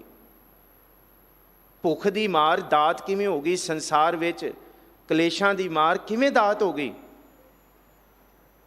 ਮਹਾਰਾਜ ਕਹਿੰਦੇ ਤੂੰ ਮੰਗ ਮੰਗ ਕੇ ਭੋਗ ਕੇ ਇੰਨਾ ਗਫਲਤ ਵਿੱਚ ਗਵਾਚ ਗਿਆ ਸੈਂ। ਮੈਂ ਨਹੀਂ ਸੀ ਚਾਹੁੰਦਾ ਕਿ ਤੂੰ ਹੁਣ ਹੋਰ ਵਿਕਾਰਾਂ ਦੇ ਵਿੱਚ ਆਪਣਾ ਜੀਵਨ ਤਬਾਹ ਕਰੇ। ਤੈਨੂੰ ਵਿਕਾਰਾਂ ਤੋਂ ਬਚਾਉਣ ਵਾਸਤੇ ਮੈਂ ਤੈਨੂੰ ਦੁੱਖ ਭੁੱਖ ਤੇ ਮਾਰ ਦੀ ਦਾਤ ਦਿੱਤੀ ਹੈ। ਮਹਾਰਾਜ ਸਮਝ ਨਹੀਂ ਆਈ। ਮੈਂ ਤੇ ਬੜਾ ਚੰਗਾ ਜੀਵਨ ਬਤੀਤ ਕਰ ਰਿਹਾ ਸੀ, ਬੜਾ ਖੁਸ਼ ਸੀ, ਬੜਾ ਆਨੰਦਮਈ ਸੀ। ਇਹ ਦੁੱਖ ਭੁੱਖ ਤੇ ਮਾਰ ਦਾਤ ਕਿਵੇਂ ਹੋ ਗਈ? ਮਹਾਰਾਜ ਕਹਿੰਦੇ ਤੈਨੂੰ ਸੁਰਤ ਨਹੀਂ ਸੀ ਆਉਣੀ। ਇਹਨਾਂ ਵਿਕਾਰਾਂ, ਇਹਨਾਂ ਦਾਤਾਂ, ਇਹਨਾਂ ਸੁੱਖਾਂ ਦੇ ਵਿੱਚ ਭੋਗ ਕੇ ਤੂੰ ਭੁੱਲ ਗਿਆ ਸੇ ਜੀਵਨ ਦੇ ਮਨੋਰਥ ਨੂੰ। ਤੇ ਫਿਰ ਇਹ ਦੁੱਖ ਭੁੱਖ ਮਾਰ ਕੀ ਕਰੇਗੀ? ਮਹਾਰਾਜ ਕਹਿੰਦੇ ਇਸ ਦੁੱਖ ਭੁੱਖ ਤੇ ਮਾਰ ਵਿੱਚੋਂ ਜਿਹੜਾ ਸਬਰ ਤੇ ਸੰਤੋਖ ਪੈਦਾ ਹੋਏਗਾ, ਜਿਹੜਾ ਤੇਰੇ ਜੀਵਨ ਵਿੱਚ ਠਰਮਾ ਪੈਦਾ ਹੋਏਗਾ, ਜਿਹੜਾ ਤੇਰੇ ਜੀਵਨ 'ਚ ਇਹ ਪਤਾ ਲੱਗੇਗਾ ਇਸ ਦੁੱਖ ਭੁੱਖ ਮਾਰ ਤੋਂ ਮੇਰੇ 4 ਪੈਸੇ ਕਮਾਏ ਹੋਏ ਮੈਨੂੰ ਨਹੀਂ ਬਚਾ ਸਕਦੇ, ਮੇਰੇ ਭਰਾ ਭੈਣ, ਮੇਰੀਆਂ ਰਿਸ਼ਤੇਦਾਰੀਆਂ, ਮੇਰਾ ਪਸਾਰਾ, ਮੇਰਾ ਸਾਰਾ ਆਲਾ ਦੁਆਲਾ ਮੈਨੂੰ ਇਹਨਾਂ ਦੁੱਖਾਂ ਵਿੱਚੋਂ ਨਹੀਂ ਕੱਢ ਸਕਦਾ। ਫਿਰ ਉਸ ਵੇਲੇ ਤੈਨੂੰ ਚੇਤਾ ਆਏਗਾ ਕਿ ਪ੍ਰਿਥਮੇ ਮਤਾ ਜੇ ਪੱਤਰੀ ਚਲਾਵੋਂ, ਦੁਤੀਏ ਮਤਾ ਦੋਇ ਮਾਨਕ ਪਹੁੰਚਾਵੋਂ, ਤ੍ਰਿਤੀਏ ਮਤਾ ਕਿਛ ਕਰੂੰ ਉਪਾਇਆ, ਮੈਂ ਸਭ ਕੇ ਛੋੜ ਪ੍ਰਭ ਤੂੰ ਹੀ ਤੇ ਆਇਆ। ਫਿਰ ਤੂੰ ਆਏਗਾ, ਫਿਰ ਆਏਗਾ ਤੂੰ। ਇਹਦਾ ਮਤਲਬ ਦੁੱਖ ਭੁੱਖ ਤੇ ਮਾਰ ਇਹ ਰੱਬ ਦੀ ਅਲਾਮਤ ਨਹੀਂ ਹੈ। ਗੁਰੂ ਨਾਨਕ ਸਾਹਿਬ ਕਹਿੰਦੇ ਨਹੀਂ ਹੈ। ਹੋਰ ਧਰਮਾਂ ਦੇ ਵਿੱਚ ਹੋਏਗੀ ਤੇ ਹੁੰਦੀ ਰਹੇ, ਗੁਰਮਤ ਦੇ ਵਿੱਚ ਦੁੱਖ ਭੁੱਖ ਤੇ ਮਾਰ ਰੱਬ ਦੀ ਦਾਤ ਹੈ। ਸ਼ੁਕਰ ਕਰ ਰੱਬ ਨੇ ਦੁੱਖ ਦਿੱਤੇ ਨੇ। ਕਿਉਂ? ਕਿਉਂਕਿ ਇਹਨਾਂ ਦੁੱਖਾਂ ਭੁੱਖਾਂ ਦੇ ਬਹਾਨੇ ਰੱਬ ਨੇ ਆਪਣੇ ਕੋਲ ਸਾਨੂੰ ਬੁਲਾ ਲਿਆ, ਨਹੀਂ ਤੇ ਨਹੀਂ ਸੀ ਚੇਤਾ ਆਣਾ। ਵਾਹਿਗੁਰੂ ਤੁਹਾਡੇ ਨਹੀਂ ਸੀ ਆਣਾ, ਤੁਹਾਡੇ ਕੋਲ ਗਵਾਚੇ ਹੋਏ ਸਾਂ ਆਪਣੇ ਕਰਮਾਂ ਦੇ ਵਿੱਚ। ਨਹੀਂ ਜੀ, ਟਾਈਮ ਨਹੀਂ ਹੈ, ਕੰਮ ਹੀ ਬਹੁਤ ਹੈਗੇ, ਸਮਾਂ ਹੀ ਨਹੀਂ ਹੈ ਜੀ। ਇਸ ਦੁੱਖ ਭੁੱਖ ਮਾਰ ਨੇ ਤੈਨੂੰ ਜਪ ਨਾਲ ਜੋੜਨਾ ਹੈ। ਫਿਰ ਚੇਤਾ ਆਏਗਾ, ਹੋਸ਼ ਆਏਗਾ, ਕਿੰਨਾ ਸਮਾਂ ਗੁਰੂ ਨਾਨਕ ਸਾਹਿਬ ਜੀ ਦੇ ਦੀਦਾਰ ਤੋਂ ਬਿਨਾਂ ਰਹਿ ਗਿਆ। ਹੋਸ਼ ਆਏਗਾ, ਕਿੰਨੇ ਸਾਲ ਹੋ ਗਏ ਹੈ ਸ੍ਰੀ ਗੁਰੂ ਹਰਕ੍ਰਿਸ਼ਨ ਸਾਹਿਬ ਦੀ ਸਰਦਲ ਤੇ ਜਾ ਕੇ ਸ਼ੁਕਰਾਨਾ ਨਹੀਂ ਕੀਤਾ, ਬੰਗਲਾ ਸਾਹਿਬ ਦੀ ਧੂੜ ਮਸਤਕ ਤੇ ਨਹੀਂ ਲਾਈ, ਕਿੰਨਾ ਚਿਰ ਹੋ ਗਿਆ। ਆ ਦੁੱਖ, ਇਹ ਭੁੱਖ, ਇਹ ਮਾਰ, ਇਹ ਅਲਾਮਤ ਨਹੀਂ ਹੈ। ਦੁੱਖ ਦਾਰੂ, ਸੁਖ ਰੋਗ ਪਿਆ। ਦੁੱਖ ਤੇਰੇ ਲਈ ਦਾਰੂ ਦਾ ਕੰਮ ਕਰੇਗੀ। ਤੈਨੂੰ ਵਾਹਿਗੁਰੂ ਜੀ ਦੇ ਨਾਲ ਜੋੜਨ ਦਾ ਇੱਕ ਹੀਲਾ ਹੈ। ਬਾਬਾ ਸ਼ੇਖ ਫਰੀਦ ਪਾਕਪਟਨ ਦੀ ਧਰਤੀ ਤੇ ਜਿੱਥੇ ਬੈਠਦੇ ਨੇ ਨਾ, ਰਹਿੰਦੇ ਨੇ ਕੱਖਾਂ ਦੀ ਕੁਲੀ 'ਚ, ਬਿਲਕੁਲ ਪਿੱਛੇ ਥੋੜਾ ਕੁ ਮੀਲ ਦੂਰ ਉਹਨਾਂ ਦੇ ਦਰਿਆ ਇੱਕ ਵਹਿੰਦਾ ਹੈ। ਪਾਕਪਟਨ 'ਚ ਹਜੇ ਵੀ ਉਹ ਦਰਿਆ ਵਹਿੰਦਾ ਹੈ। ਇੱਕ ਦਿਨ ਉਸ ਦਰਿਆ ਵਿੱਚ ਹੜ੍ਹ ਆ ਗਿਆ ਤੇ ਜਿਹੜੇ ਦਰਿਆ ਦੇ ਕੰਢੇ ਵੱਸੋਂ ਸੀ ਨਾ, ਉਹਨਾਂ ਦੇ ਘਰ ਉਜੜਨ ਵਾਲੇ ਹੋ ਗਏ, ਤਬਾਹੀ ਮਚਣੀ ਸ਼ੁਰੂ ਹੋ ਗਈ। ਉਹਨਾਂ ਲੋਕਾਂ ਨੂੰ ਲੱਗਿਆ ਕਿ ਇਹ ਤੇ ਕਹਿਰ ਵਰਤ ਗਿਆ, ਹੁਣ ਕੌਣ ਸਾਨੂੰ ਬਚਾਏਗਾ। ਤੇ ਸਭ ਦੇ ਮਨ 'ਚ ਇਹ ਖਿਆਲ ਆਇਆ ਕਿ ਪਾਕਪਟਨ 'ਚ ਇੱਕੋ ਹੀ ਰੱਬ ਦਾ ਬੰਦਾ ਹੈ, ਬਾਬਾ ਫਰੀਦ। ਉਹਨੂੰ ਜਾ ਕੇ ਅਸੀਂ ਬੇਨਤੀ ਕਰੀਏ, ਅਸੀਂ ਗੁਜ਼ਾਰਿਸ਼ ਕਰੀਏ ਕਿ ਤੂੰ ਕਦੇ ਖੁਦਾ ਦੇ ਧਿਆਨ ਵਿੱਚ ਜੁੜ ਕੇ ਖੁਦਾ ਤੋਂ ਸਾਡੇ ਗੁਨਾਹਾਂ ਦੀ ਮਾਫੀ ਮੰਗ ਤੇ ਸਾਨੂੰ ਦੁੱਖਾਂ ਤੋਂ ਬਚਾ ਲੈ। ਬਾਬਾ ਫਰੀਦ ਕੋਲ ਗਏ ਤੇ ਕਹਿੰਦੇ, ਬਾਬਾ ਫਰੀਦ ਦੇਖੋ, ਦਰਿਆ ਆਪਣੇ ਬੰਨ ਤੋੜ ਕੇ ਸਾਰੇ ਘਰਾਂ ਦਾ ਨੁਕਸਾਨ ਕਰ ਰਿਹਾ, ਕੋਈ ਕਰੋ, ਦੁਆ ਕਰੋ, ਕੋਈ ਆ ਕੇ ਰੋਕੋ ਇਸ ਦਰਿਆ ਨੂੰ। ਬਾਬਾ ਫਰੀਦ ਕਹਿੰਦੇ ਚਲੋ। ਬਾਬਾ ਫਰੀਦ ਦਰਿਆ ਕੋਲ ਗਏ ਤੇ ਦਰਿਆ ਨੂੰ ਕਹਿੰਦੇ, ਵੇ ਦਰਿਆ, ਅੱਜ ਤੂੰ ਆਪਣੀ ਔਕਾਤ 'ਚ ਕਿਉਂ ਨਹੀਂ ਵਗ ਰਿਹਾ? ਆਪਣੇ ਬੰਨਾਂ ਨੂੰ ਭੰਨ ਕੇ ਤੂੰ ਬਾਹਰ ਕਿਉਂ ਆ ਗਿਆ? ਆਪਣੀ ਔਕਾਤ ਵਿੱਚ ਰਹਿ। ਜਿਨ੍ਹਾਂ ਦਾ ਤੂੰ ਨੁਕਸਾਨ ਕਰ ਰਿਹਾ, ਕੱਲ ਨੂੰ ਰੱਬ ਦੀ ਦਰਗਾਹ 'ਚ ਤੈਨੂੰ ਵੀ ਲੇਖਾ ਦੇਣਾ ਪਏਗਾ। ਦੇਖੋ ਬਾਣੀ ਕਿੱਡੀ ਸੂਖਸ਼ਮ ਹੈ, ਕੱਲਾ ਮਨੁੱਖਾਂ ਨੂੰ ਲੇਖਾ ਨਹੀਂ। ਬਾਬਾ ਫਰੀਦ ਕਹਿੰਦਾ ਵਹਿੰਦੇ ਦਰਿਆਵਾਂ ਨੂੰ ਵੀ ਲੇਖਾ ਦੇਣਾ ਪੈਂਦਾ। ਤੇ ਬਾਬਾ ਫਰੀਦ ਨੇ ਫਿਰ, ਕਿਉਂਕਿ ਇਹ ਬਾਣੀ ਦਾ ਬਚਨ ਹੈ ਕਬੀਰ ਫਰੀਦ ਸਾਹਿਬ ਦੇ ਸਲੋਕ, ਕੰਦਣ ਵਹਿਣ ਨਾ ਢਾਹੇ ਤਉ ਪੀ ਲੇਖਾ ਦੇਵਣਾ। ਦਰਿਆ ਆਪਣੇ ਹੋਸ਼ ਵਿੱਚ ਆ ਤੇ ਇਹਨਾਂ ਕੰਨਾਂ ਵਿੱਚ ਵਹਿ, ਤੈਨੂੰ ਲੇਖਾ ਦੇਣਾ ਪੈਣਾ। ਤੇ ਅੱਗੋਂ ਦਰਿਆ ਪਤਾ ਕੀ ਕਹਿੰਦਾ ਬਾਬਾ ਫਰੀਦ ਨੂੰ? ਕਹਿੰਦੇ, ਬਾਬਾ ਫਰੀਦ ਅੱਜ ਤੂੰ ਮੈਨੂੰ ਨਹੀਂ ਰੋਕ ਸਕਦਾ। ਨਾ ਬਾਬਾ ਫਰੀਦ ਤੇਰੀਆਂ ਨਮਾਜ਼ਾਂ ਰੋਕ ਸਕਦੀਆਂ, ਨਾ ਤੇਰੀਆਂ ਦੁਆਵਾਂ ਰੋਕ ਸਕਦੀਆਂ। ਬਾਬਾ ਫਰੀਦ ਕਹਿੰਦਾ ਕਿਉਂ? ਅੱਗੋਂ ਦਰਿਆ ਕਹਿੰਦਾ, ਭਾਵੇਂ ਇਹਨੂੰ ਬਾਬਾ ਫਰੀਦ ਸਾਹਿਬ ਨੇ ਸਮਝਾਇਆ ਕੰਦਣ ਵਹਿਣ ਨਾ ਢਾਹੇ ਤਉ ਪੀ ਲੇਖਾ ਦੇਵਣਾ। ਅੱਗੋਂ ਦਰਿਆ ਕਹਿੰਦਾ, ਜਿੱਦਣ ਰੱਬ ਰਜ਼ਾਏ ਵੈਣ ਤੇ ਦਾਊਂ ਗੋ ਕਰੇ। ਮੈਂ ਆਪਣੀ ਹੁਜਤ ਨਾਲ ਨਹੀਂ ਵਹਿ ਰਿਹਾ, ਮੈਂ ਰੱਬ ਦੀ ਰਜ਼ਾ ਵਿੱਚ ਵਹਿ ਰਿਹਾ। ਮੈਨੂੰ ਰੱਬ ਨੇ ਹੁਕਮ ਕੀਤਾ ਕਿ ਤਬਾਹੀ ਮਚਾ। ਇਹ ਲੋਕ ਭੁੱਲ ਗਏ ਨੇ ਰੱਬ ਦੇ ਨਾਮ ਨੂੰ, ਮੈਂ ਉਹਦੇ ਹੁਕਮ ਵਿੱਚ ਵਹਿ ਰਿਹਾ। ਇਸ ਕਰਕੇ ਧੰਨ ਗੁਰੂ ਨਾਨਕ ਸਾਹਿਬ ਮਹਾਰਾਜ ਇਸ ਗੱਲ ਨੂੰ ਸਪਸ਼ਟ ਕਰਦੇ, ਜੇ ਕੋਈ ਕਹਿਰ ਵੀ ਵਾਪਰਦਾ ਹੈ ਜੇ ਕੋਈ ਵਿਪਤਾ ਵੀ ਵਾਪਰਦੀ ਹੈ ਤੇ ਬੰਦੇ ਹੋਸ਼ ਵਿੱਚ ਲਿਆਉਣ ਲਈ। ਕਿੰਨਾ ਕੁ ਸਿੰਘ ਸਾਹਿਬ ਨੇ ਇੱਥੋਂ ਲਗਾਤਾਰ 2 ਸਾਲ ਬੇਨਤੀਆਂ ਕੀਤੀਆਂ, ਭਾਈ ਬਚ ਕੇ ਰਹੋ। ਜਦ ਲੋੜ ਸੀ ਮਾਸਕ ਲਾਉਣ, ਬੁਰਾ ਭਲਾ ਵੀ ਅਸੀਂ ਆਖਿਆ ਕੀ ਲੋੜ ਹੈ ਮਾਸਕ ਦੀ, ਕੁਝ ਨਹੀਂ ਹੁੰਦਾ, ਕੁਝ ਨਹੀਂ ਹੁੰਦਾ। ਉਹ ਭਲਿਓ ਜਾ ਕੇ ਉਹਨਾਂ ਘਰਾਂ ਨੂੰ ਪੁੱਛਿਓ ਜਿਨ੍ਹਾਂ ਘਰਾਂ ਦੇ ਵਿੱਚ ਕਰੋਨਾ ਦੀ ਮਾਰ ਪਈ ਸੀ, ਕੀ ਕੁਝ ਵਰਤਿਆ ਉਹਨਾਂ ਘਰਾਂ ਦੇ ਵਿੱਚ। ਤੇ ਜੇ ਹਜੇ ਵੀ ਸਾਨੂੰ ਹੋਸ਼ ਨਾ ਆਏ, ਫਿਰ ਸਾਡੇ ਤੋਂ ਵੱਡਾ ਅਕਿਰਤ ਕਣ ਕੌਣ ਹੈ? ਜੇ ਹੁਣ ਵੀ ਅਸੀਂ ਮਾਰਨ ਪਾਹੇ ਹਰਾਮ ਮੈਂ ਹੋਏ ਹਲਾਲ ਨਾ ਜਾਏ, ਹਰਾਮ ਦੀ ਕਮਾਈ ਕਰੀਏ ਤੇ ਕਹੀਏ ਨਹੀਂ ਜੀ ਨਹੀਂ, ਇਹ ਤੇ ਇਵੇਂ ਕਮਾਇਆ, ਇਹ ਤੇ ਇਵੇਂ ਕਮਾਇਆ। ਜਿੰਨੇ ਮਰਜ਼ੀ ਮਸਾਲੇ ਪਾ ਲਓ, ਹਰਾਮ ਦੀ ਕਮਾਈ ਹਰਾਮ ਦੀ ਰਹਿਣੀ ਹੈ, ਉਹ ਹਲਾਲ ਦੀ ਨਹੀਂ ਹੋਣੀ। ਹਲਾਲ ਤਾਂ ਹੋਣਾ ਜੇ ਉਹਦੇ ਹੁਕਮ ਵਿੱਚ ਤੁਰੀਏ। ਹਲਾਲ ਦਾ ਮਤਲਬ 10 ਨੂੰਹਾਂ ਦੀ ਕਿਰਤ ਵਾਲਾ। ਇਹ ਦੁੱਖ ਕੋਈ, ਇਹ ਭੁੱਖ ਕੋਈ, ਇਹ ਮਾਰ ਕੋਈ ਉਹਦੀ ਅਲਾਮਤ ਨਹੀਂ, ਇਹ ਉਹਦੀ ਦਾਤ ਹੈ। ਜਿਸ ਦਿਨ ਦੁੱਖ ਆਏ, ਗੁਰੂ ਨਾਨਕ ਸਾਹਿਬ ਕਹਿੰਦੇ ਪਹਿਲਾਂ ਉਹਦਾ ਸ਼ੁਕਰਾਨਾ ਕਰੋ ਕਿ ਉਸ ਦੁੱਖ ਦੇ ਸਮੇਂ ਦੇ ਵਿੱਚ ਉਹਨੇ ਸਾਨੂੰ ਆਪਣੀ ਔਕਾਤ ਦਾ ਚੇਤਾ ਕਰਾਇਆ ਤੇ ਸਾਨੂੰ ਚੇਤਾ ਕਰਾਇਆ ਜੇ ਇਸ ਧਰਤੀ ਤੇ ਕੋਈ ਹੈ ਜਾ ਕੋ ਮੁਸ਼ਕਲ ਅਤ ਬਣੈ, ਢੋਈ ਕੋਈ ਨਾ ਦੇ, ਲਾਗੂ ਹੋਏ ਦੁਸ਼ਮਨਾ ਸਾਕ ਪੇ ਭੱਜ ਖਲੇ, ਸਭੋ ਭੱਜੈ ਆਸਰਾ ਚੁਕੈ ਸਭ ਅਸਰਾਓ, ਚਿਤ ਆਵੈ ਉਸ ਪਾਰ ਬ੍ਰਹਮ ਲੱਗੈ ਨਾ ਤਤੀ ਵਾਓ। ਉਸ ਤਤੀ ਵਾਓ ਤੋਂ ਫਿਰ ਬਚਾਉਣ ਵਾਲਾ ਉਹ ਹੈ। ਬਲ ਛੁਟਕਿਓ ਬੰਧਨ ਪਰੇ, ਕਛੂ ਨਾ ਹੋਤ ਉਪਾਏ, ਕਹੋ ਨਾਨਕ ਅਬ ਓਟ ਹਰ ਗਜ ਜਿਉ ਹੋ ਸਹਾਏ। ਉਹਦਾ ਯਾਦ, ਉਹਦਾ ਚੇਤਾ ਆਇਆ ਦੁੱਖਾਂ 'ਚ, ਇਸ ਕਰਕੇ ਉਹ ਦਾਤ ਹੈ। ਦੁੱਖਾਂ ਤੋਂ ਵੱਡੀ ਦਾਤ ਕੋਈ ਨਹੀਂ। ਉਹਦਾ ਚੇਤਾ ਆਇਆ। ਫਿਰ ਜਦ ਚੇਤਾ ਆਇਆ, ਬਲ ਹੁਆ ਬੰਧਨ ਛੁਟੇ, ਸਭ ਕਿਛ ਹੋਤ ਉਪਾਏ। ਨਾਨਕ ਸਭ ਕਿਛ ਤੁਮਰੈ ਹਾਥ ਮੈਂ, ਤੁਮੀ ਹੋਤ ਸਹਾਏ। ਇਸ ਕਰਕੇ ਇਹ ਬੜੀ ਡੂੰਗੀ ਰਮਜ਼ ਹੈ 25ਵੀਂ ਪੌੜੀ ਦੀ। ਇਹ ਸਭ ਤੋਂ ਡੂੰਗੀ ਰਮਜ਼ ਹੈ 25ਵੀਂ ਪੌੜੀ ਦੀ। ਇਹ ਵਿਸਮਾਦ ਪੈਦਾ ਕਰਦੀ ਹੈ ਕਿ ਕਿਸੀ ਥਾਂ ਤੇ ਦੁੱਖ ਭੁੱਖ ਤੇ ਮਾਰ ਉਹਦੀ ਦਾਤ ਹੋ ਸਕਦੀ ਹੈ। ਗੁਰੂ ਸਾਹਿਬ ਕਹਿੰਦੇ ਹਾਂ, ਦੁੱਖ ਹੀ ਦਾਰੂ ਬਣ ਕੇ ਆਉਂਦੇ, ਨਹੀਂ ਤੇ ਸੁੱਖ ਬੰਦਿਆਂ ਲਈ ਰੋਗ ਬਣ ਜਾਂਦੇ ਹੈ।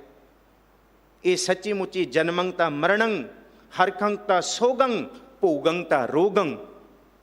ਤੇ ਇਹਨਾਂ ਰੋਗਾਂ ਤੋਂ ਬਚਾਉਣ ਲਈ, ਇਹਨਾਂ ਸੋਗਾਂ ਤੋਂ ਬਚਾਉਣ ਲਈ ਫਿਰ ਰੱਬ ਆਪਣੀ ਕਲਾ ਵਰਤਾਉਂਦਾ ਹੈ। ਇਹਨਾਂ ਵਿਕਾਰਾਂ ਤੋਂ ਬਚਾਉਣ ਲਈ, ਨਿਰਲੇਪ ਕਰਨ ਲਈ, ਏ ਪੇਦਾਤ ਤੇਰੀ ਦਾਤਾਰ। ਫਿਰ ਇਹ ਵੀ ਕੇਤਿਆਂ ਦੂਖ ਭੂਖ ਸਦਮਾਰ ਦੀ ਬਖਸ਼ਿਸ਼ ਵੀ। ਧੰਨ ਗੁਰੂ ਨਾਨਕ ਸਾਹਿਬ ਕਹਿੰਦੇ ਸਬਰ ਸੰਤੋਖ ਦ੍ਰਿੜ ਇਰਾਦਾ ਨਿਸ਼ਚਾ।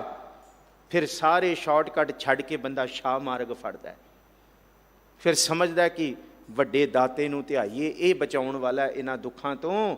ਇਹ ਪੇਦਾਤ ਤੇਰੀ ਦਾਤਾਰ।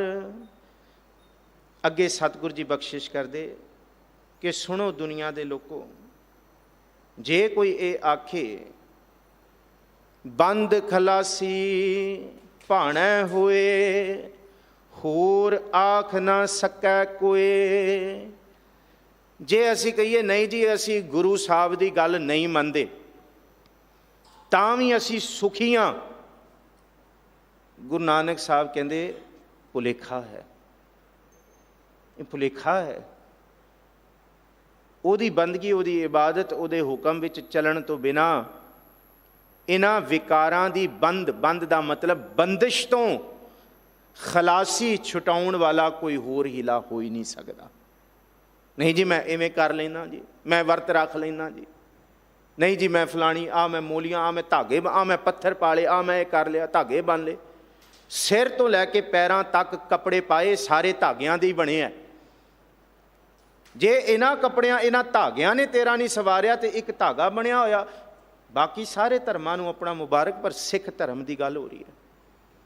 ਨਹੀਂ ਜੀ ਮੈਂ ਇਵੇਂ ਬਚ ਜਾਵਾਂਗਾ, ਮੈਂ ਉੱਥੋਂ ਪੁੱਛ ਲਾਂਗਾ, ਪੁੱਛਣ ਵਾਲੇ ਬੜੇ ਨੇ, ਦੇਣ ਵਾਲੇ ਬੜੇ ਨੇ। ਗੁਰੂ ਨਾਨਕ ਸਾਹਿਬ ਕਹਿੰਦੇ ਕੰਨ ਖੋਲ ਕੇ ਸੁਣ ਲਓ, ਬੰਦ ਖਲਾਸੀ ਭਾਣੈ ਹੋਏ। ਇਹਨਾਂ ਵਿਕਾਰਾਂ ਦੀ ਬੰਦਿਸ਼ ਤੋਂ ਖਲਾਸੀ ਕਰਨ ਵਾਲਾ ਵਾਹਿਗੁਰੂ ਜੀ ਦਾ ਭਾਣਾ ਹੈ, ਉਹਦੀ ਰਜ਼ਾ ਹੈ। ਤੇ ਉਹਦੀ ਰਜ਼ਾ ਨੂੰ ਪ੍ਰਾਪਤ ਕਰਨ ਵਾਸਤੇ ਉਹਦੇ ਮਾਰਗ ਤੇ ਤੁਰਨਾ ਪਏਗਾ। होर आख ना सकै कोए। जे कोई आखे कि होर तरीका है, जाको मुन ध्यान धरै फिरत सगल जुग, कब हुको को पावै आत्म प्रगास को। किना ने प्राप्त किया? वेद बाणी सहत बिरंच जस गावै जाको, शिव मुन गहना तजात कब लास को। जाको जोगी जति सिद्ध साधक अनेक तप, जटा जूट भेख किए फिरत उदास को। जिन्ना मर्जी कर लो, जे को खायक आखण पाए।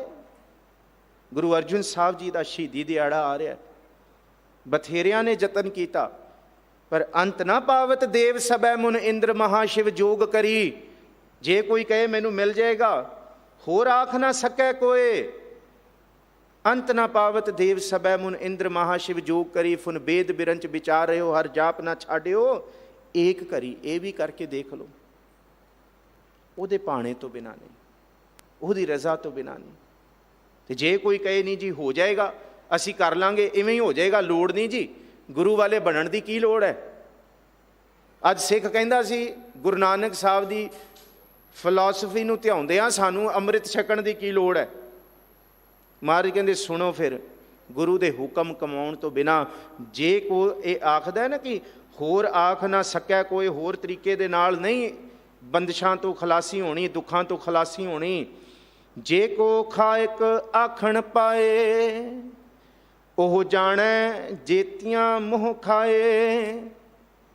खायक दा मतलब है मूर्ख, गपोड़ी, बड़ बोला, ऐ बोलन वाला, बस वधीकियां करन वाला है। जे कोई मूर्ख ये आखे ना खायक, कोई मूर्ख बदफैलियां विच गुड़ुच होया, विकारां दे अहंकार दे विच रत्या होया, जिदा मन ये आखे देख लांगे हो जाएगा, कोई नहीं कर लांगे कुछ ना कुछ। महाराज कहंदे जे को खायक आखण पाए। आखण पाए दा मतलब बंदिशां दी खलासी तो पार ब्रह्म परमेश्वर दे भाणे दी दात असी किसी होर तरीके नाल प्राप्त कर लीए, दमड़ियां नाल प्राप्त कर लीए, चमड़ी नाल प्राप्त कर लीए। महाराज कहते मूर्खताई है जे कोई मूर्ख ये आखदा कि सानू मिल जाएगी ये दात, सानू ये सुख मिल जाएंगे, परम रहस मिल जाएगा। जे को खायक आखण पाए, वह जाणै जेतियां मोह खाए। कहते वो उस वेले समझेगा जद उहदे मूँह उत्ते मार पेगी, उहदे मूँह ते छित्तर पैणगे। सीधी जी गल है पार ब्रह्म परमेश्वर दे। वो जाणे जेतियां मोह खाए, किहड़े छित्तर? दुखां दे, भुखां दे, मार दे, विकारां दे, अहंकार दे। ते उस तो बचाउण वाला कोई नहीं। आपे जाणै आपे दे, आखै से भेके के। आ हुण तुक है जी कर्म ते बख्शीश की प्राप्ति दी। ये एक नचोड़ है 25वीं पौड़ी का, किवें सचियारा होना है। अमृत वेला सच नाओ वडियाई विचार, करमी आवे कपड़ा नदरी मोख द्वार। नानक इवें जानिए सब आपे। पहली पौड़ी च प्रश्न ते चौथी पौड़ी विच सतगुरु जी ने यह रमज खोली। तो फिर 25वीं पौड़ी दे विच, पौड़ी इसलिए इनू आखिया पौड़ियां कि एक विचों दूसरी निकलती है। महाराज कहते आपे जाने आपे दे। दुख भी वही देंदा है, सुख भी वही देंदा है। अब हम चली ठाकुर पै हार, जब हम शरण प्रभु की आई। राख प्रभु भावें मार। वही देंदा है, वही देण वाला है। भाणे विच बचाउण वाला भी वो है, मुक्ति द्वार देण वाला भी वो है। महाराज कहते इस धरती ते आखें से भे कई के दा मतलब हैण विरले ना ही कणे फैल फक्कड़ संसार। कोई विरला समझदा है जे सुख दे तां तुझे अराधी, दुख भी तुझे ध्याई। जे पुख दे तां इत ही राजा, दुख विच सूख मनाई। जिसनों बख्शे सिफत सलाह, नानक पातशाही पातशाह। जेड़ा भिखारी भी उहदी सिफत सलाह करन वास्ते मंगता भी आउंदा है, वो मंगते नूं मंगता नहीं रहण दिंदा, वो दाता बना दिंदा है। वो पातशाहां दा पातशाह बना दिंदा है। अपनी हुज्जत छड्ड के गुरु कोलों मंगीए, गुरु तो सिफत सलाह की दात मंगीए। सिफत सलाह दुनिया का दाता बंदे नूं भिखारी बना के रखदा है, अपने आप नूं दाता समझदा है। पर इक्को दाता जिन्हों तिल जिन्ना तमा नहीं। सारे जपो जी। जिसनों बख्शे ਸਿਫਤ ਸਲਾਹ ਨਾਨਕ ਪਾਤਸ਼ਾਹੀ। ਪਾਤਸ਼ਾਹ ਉਹਨੂੰ ਪਾਤਸ਼ਾਹੀਆਂ ਦੀ ਦਾਤ ਬਖਸ਼ਦਾ ਹੈ। 25ਵੀਂ ਪੌੜੀ ਦੀ ਵਿਚਾਰ ਕਰਦਿਆਂ ਬੇਅੰਤ ਭੁੱਲਾਂ ਗਲਤੀਆਂ ਗੁਰੂ ਸਾਹਿਬ ਸੰਗਤ ਬਖਸ਼ਣ ਯੋਗ ਬਖਸ਼ ਦੇਣਾ। ਸ੍ਰੀ ਗੁਰੂ ਗ੍ਰੰਥ ਸਾਹਿਬ ਦਾ ਸ਼ੁਕਰਾਨਾ। ਸਿੰਘ ਸਾਹਿਬ ਗਿਆਨੀ ਰਣਜੀਤ ਸਿੰਘ ਜੀ ਦਾ ਧੰਨਵਾਦ। ਸਾਰੇ ਸੇਵਾਦਾਰਾਂ ਦਾ ਧੰਨਵਾਦ। ਕੱਲ੍ਹ ਆਪ ਸੰਗਤਾਂ ਦੀ ਇੱਕ ਦਿਨ ਦੀ ਹਾਜ਼ਰੀ ਹੋਰ ਹੈ ਜੀ। ਬਖਸ਼ੋ ਅਸੀਸ, ਫਤਿਹ ਬੁਲਾਓ, ਆਖੋ ਜੀ ਵਾਹਿਗੁਰੂ ਜੀ ਕਾ ਖਾਲਸਾ ਵਾਹਿਗੁਰੂ ਜੀ ਕੀ ਫਤਿਹ।